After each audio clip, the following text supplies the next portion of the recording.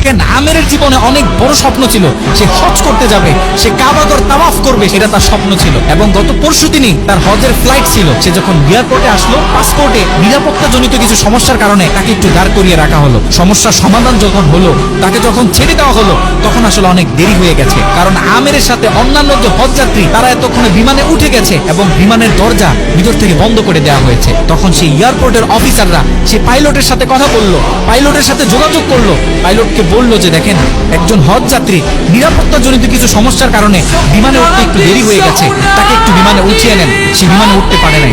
তখন পাইলট স্পষ্ট বলেছে যেই বিমানের দরজা একবার বন্ধ হয়ে গেছে, সেই বিমানের দরজা দ্বিতীয়বার কারোর জন্য আর খোলা হবে না। একথা বলে পাইলট বিমানটা আকাশে ফ্লাই করলো।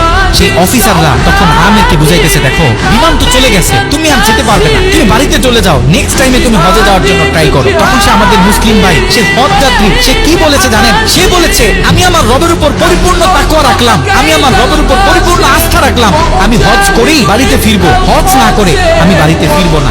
একথা বলে সে এয়ারপোর্টে দাঁড়িয়ে রইল। ঠিক কতক্ষণ পর সে বিমান থেকে এয়ারপোর্টে মেসেজ করা হলো যে বিমানের ভিতরে যান্ত্রিক সমস্যা দেখা গিয়েছে, খুব ইমার্জেন্সি বিমানটা সেই এয়ারপোর্টে ল্যান্ড করতে হবে। বিমানটা যখন এয়ারপোর্টে ল্যান্ড করা হলো, যান্ত্রিক যে ত্রুটি, এই ত্রুটিগুলো যখন সমস্যা সমাধান করা হচ্ছে, তখন সে অফিসাররা সেই পাইলটের সাথে কথা বলেছে যে দেখেন কোনোভাবে এই যাত্রীটা একটু নেওয়া যায় কিনা, সে তো হজ করার উদ্দেশ্যে বাড়ি থেকে বের হয়েছে, সে তো বাড়িতে যেতে চাচ্ছে না, হজ না করে তাকে একটু নিয়ে নেন। তখন সে পাইলট বলেছে যে না। একথা বলে সে পাইলট আবারও বিমানটা আকাশে ফ্লাই করালো। তখন সে অফিসাররা আমেরকে গিয়ে বোঝাচ্ছেন। আমের তখনও বলতেছে আমার রবের উপর আমার পূর্ণ আস্থা আছে, আমি তো আমার রবকে চিনি, সে আমাকে হতাশ করবে না, সে আমার মনের আশা রাখবে, আমি হজ করেই বাড়িতে ফিরবো। একথা যখন বলতেছে, এর ঠিক কিছুক্ষণ পরে আবারও সেই বিমান এয়ারপোর্টে মেসেজ করলো যে বিমানের ভিতরে এখন আগের চেয়ে বেশি কিছু যান্ত্রিক ত্রুটি দেখা গিয়েছে, বিমানটা আকাশে ফ্লাই করতেছে না, বিমানটা এমার্জেন্সি আবার এয়ারপোর্টে ল্যান্ড করতে হবে।